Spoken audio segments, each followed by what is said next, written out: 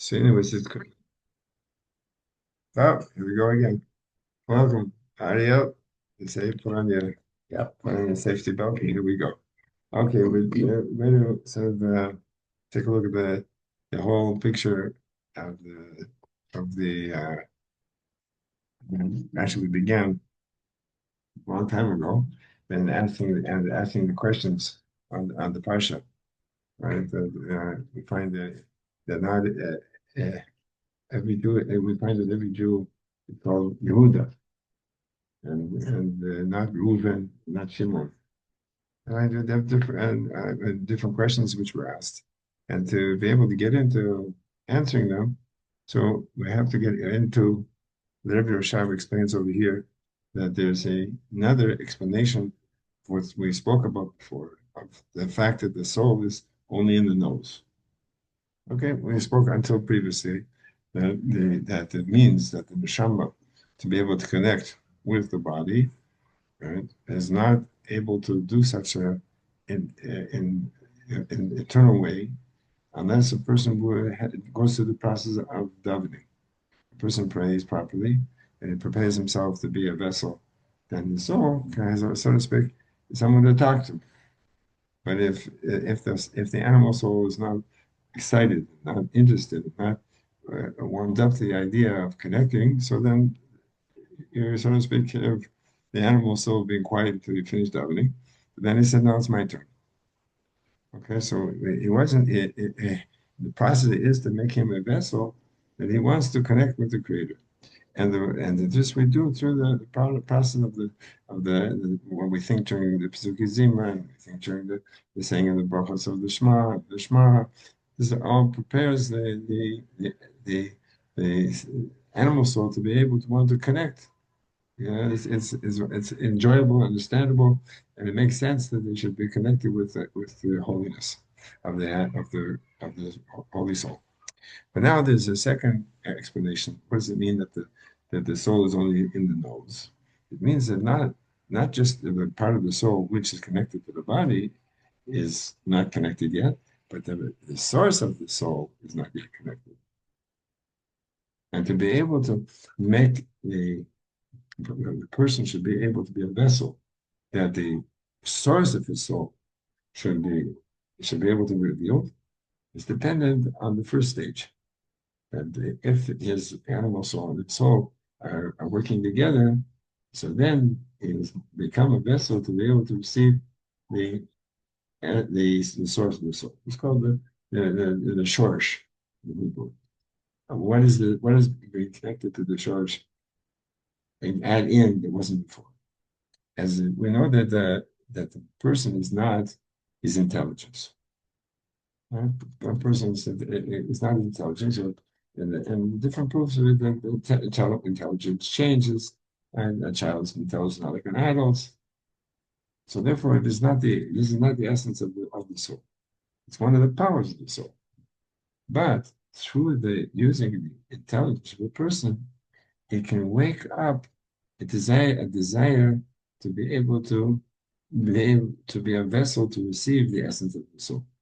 What is that power of understanding? That he can understand something is called the Navin Davar Mitov.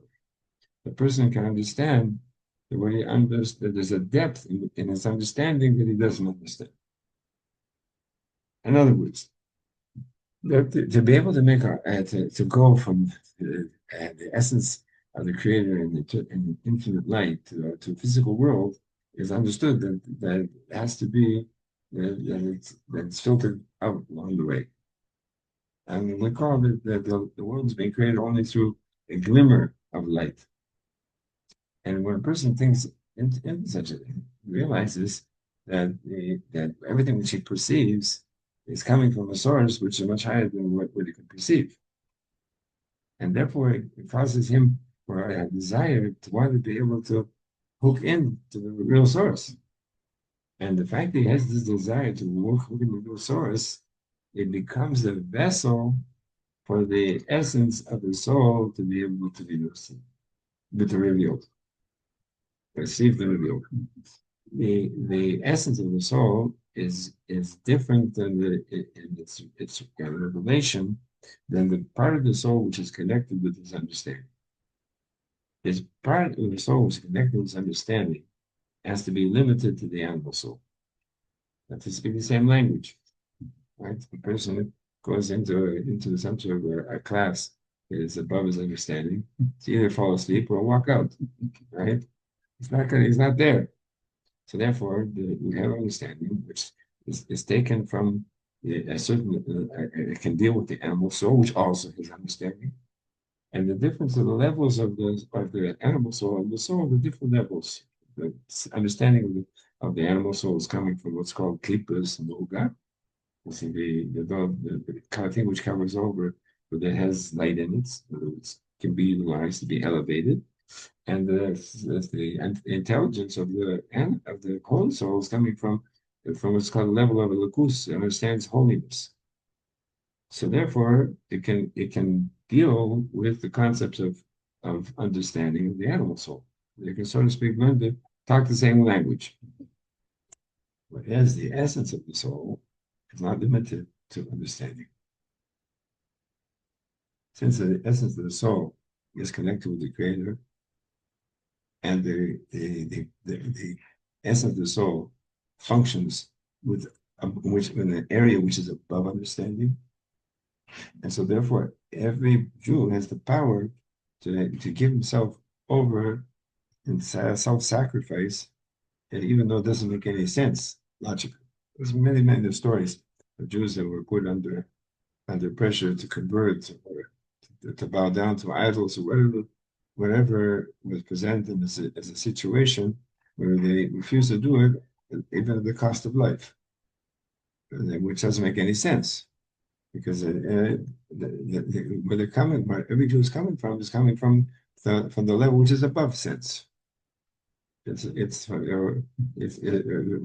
English it's coming from outer space, or what's coming really from inner space. The inner space is much higher than the limitations of understanding and making sense, which have to do with the animal soul. Because as we find many times that even in the last war, it happened that a grenade was by mistake opened, and a soldier would jump on it, not to hurt his friends.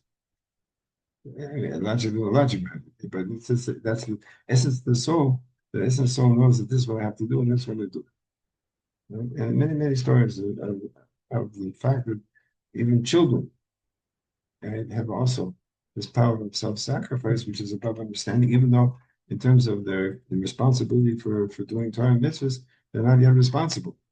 But there's a certain sense that comes from the essence of the soul that is above the limitations of understanding. Above.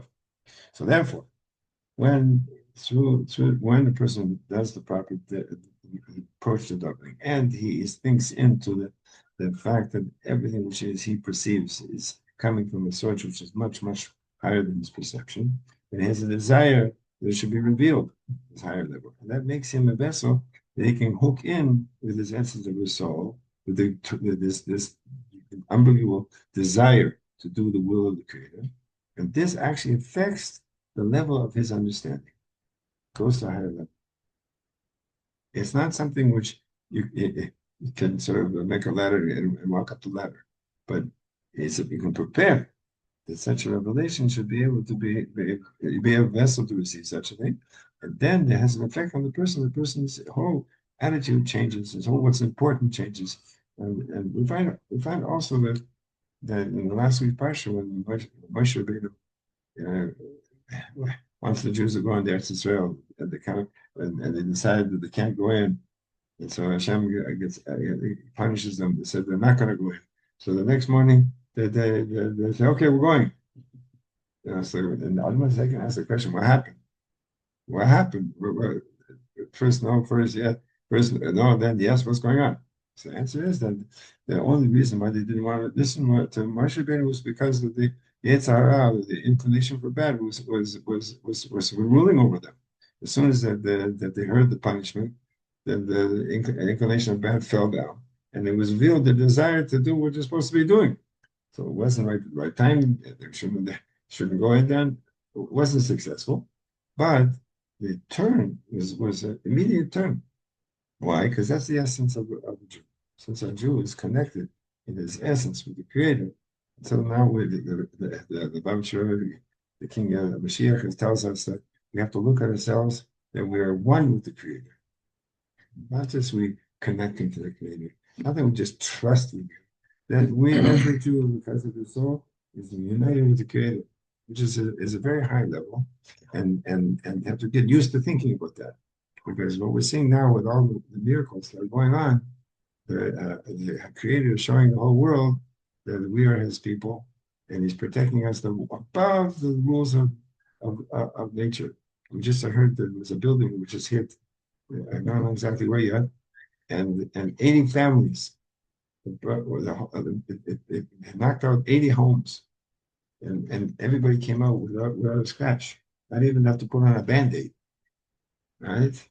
And the power was so unbelievable powerful that somebody across the street that was not Jewish was killed from the blast. So Hashem is showing to everyone that I'm in charge of watching over that my people they should not get hurt.